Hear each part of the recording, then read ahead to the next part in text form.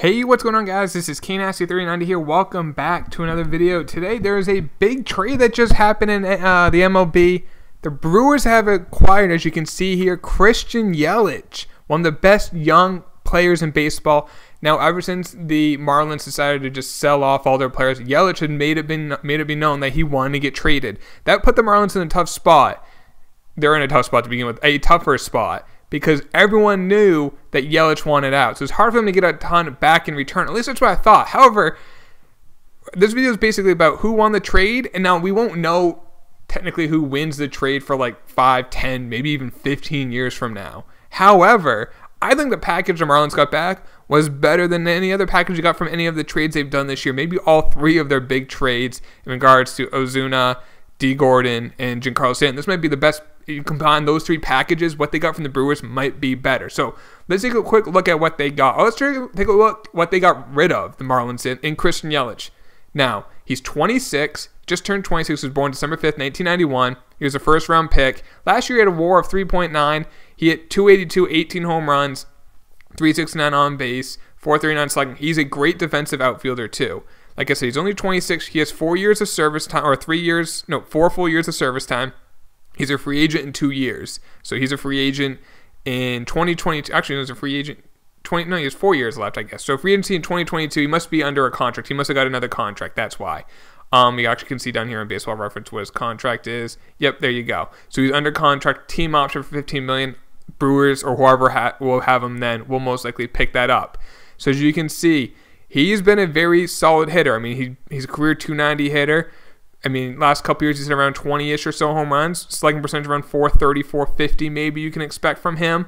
On base around 370. Like I said, with the above average, borderline elite defense, a very good player. So that's what the Brewers are getting. You guys kind of know who Christian Yelich is. And I think in that ballpark, I'd expect his power to increase because it is kind of a hitter's-friendly ballpark in Milwaukee.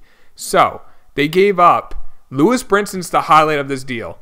If you guys don't know who Lewis Brinson was, no, this is something you need through an insider subscription. It's Keith Law's Top 100. It just recently came out. I'm an insider, so I can show it to you guys. I highly recommend you get it just for Keith Law, insider through ESPN. He has his Top 100 prospects. Lewis Brinson is number 32. He's 24 years old. As you can read right here, he has huge upside. Shows flashes of it last year. I mean, he's a first-round pick in 2012. Could be 70 defense and center out of the 20 to 80 scale. Same with power. And so he's a unique package of great defense and great power.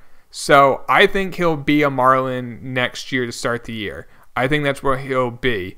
Like he mentions now, Keith thought his glove wouldn't play right now in the majors, but the Marlins let the kid play. I mean, they'll probably wait till the end of April to call him up so they save some service time on him, but I bet you he will be in the big leagues by May 1st. So that is the big piece they get back. They also get Isnaz Diaz, who wasn't on any of these top lists. I didn't even see him on Pipeline's top 30 for the not the Marlins, excuse me. He is a Marlin, but on the Brewers. So he's 21 years old. He is a shortstop, second baseman, middle infielder. He was a second-round pick back in 2024. Or 2014, excuse me. He's from Puerto Rico, so even though you'd think Puerto Rico isn't part of the draft, they are. So he hasn't really hit that much in the minors. It's not smart to scout a box score in the minors because you never know what you're going against. He may be old for a league or not. Last year finished in high A. He kind of struggled, so in average-wise, power was there. Maybe he starts off in high A for the Marlins. If not, maybe he's in double A. That's what you would expect. So best case scenario, 2 years away from being in the bigs, but he's not even a top 30 prospect for the Brewers. They also got back Monty Harrison. Now on Pipeline, Monty Harrison was number 14. However, Keith Law had him at number 85 out of all prospects in baseball. So Keith Law was very high on him. So you see his little blurb here. Harrison played baseball, basketball, and football in high school, so he's obviously a great athlete. He was committed to the University of Nebraska as a wide receiver. It's a powerhouse football program. He's a plus runner with below average instincts at the bases, strong arm and speed, so he can play anywhere in the outfield. Risk at his bat as he chases off-speed stuff. So he has power, speed, defense, upside. So, I mean, he mentioned right here as a comp of Mike Cameron. If you guys remember who Mike Cameron, he has his son who's actually a prospect, Dak Cameron. or Daz Cameron, excuse me, Daz Cameron. But that's someone you could expect. Like maybe a guy could maybe hit 25, 30 home runs, play a really above average, borderline elite defense. That's a very solid player. Now he's toolsy.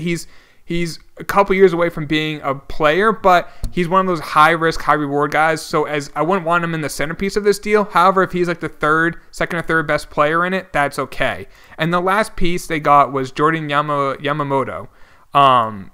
He wasn't on this list as well for top prospects.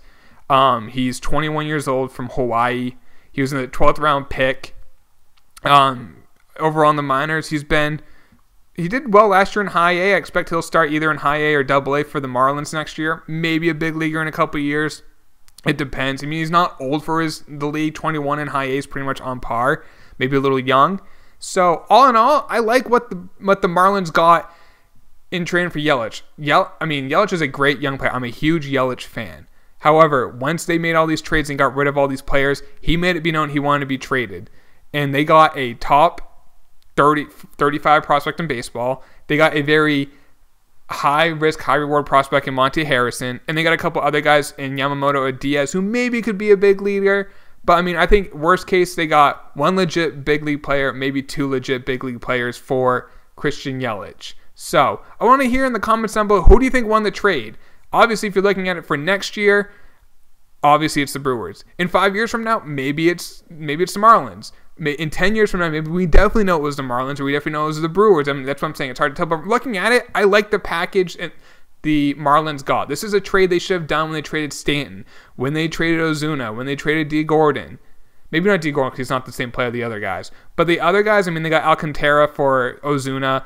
And in regards from the Yankees, they didn't get a whole lot from him. It was mostly salary dumps. Yelich is still a young player with not a bad contract. So I understand why they didn't want to trade him, but when he requested a trade, their hands were tied. But they got a good package for him. So that's it, guys. Like I said, I want to hear in the comments down below, who do you think won the trade? I'll talk to you later, boys. Take it easy.